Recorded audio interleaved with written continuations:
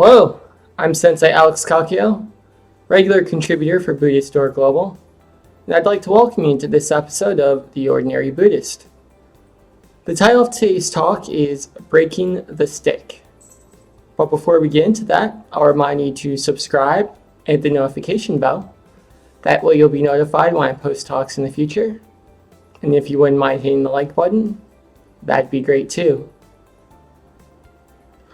One day, a student was sitting with his teacher, and the teacher held up a stick, and he said, "If you call this a stick, I'll hit you 10 times.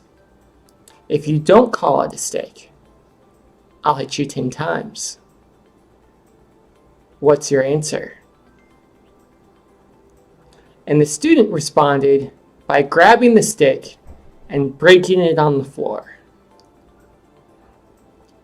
And then the teacher and the student bowed. The end. Oftentimes in life, we're put in positions where we don't know what to do, where none of the choices seem like a viable option. We're using our intellect, our thinking mind to come up with an answer, and we're coming up short. If we go left, that's the wrong answer. If we go right, that's the wrong answer. If we call it a stick, we get hit 10 times. If we don't call it a stick, we get hit 10 times. So what do we do? Well, in Buddhism, in addition to our intellect, which is a very important part of Buddhist practice, we also learn to trust our intuition. Now, this is a little bit different than our intellect because it's not our thinking mind so much as it's our emotional and our physical being, our gut reaction, if you will, telling us what to do and how to respond. We've all had these situations where something just didn't feel right, but we couldn't quite put our finger on why.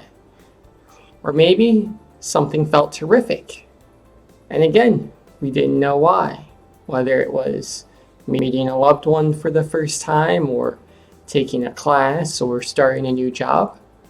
We just knew in our spirit that it was either good or not good for us. What the teacher was trying to help the student understand was that sometimes we have to let go of our intellect and rely on our intuition. We have to interact directly with the world in front of us and trust our instincts and our actions to lead the way. It's not about what we call the stick or don't call it. It's what we do once we have it. Amitabha.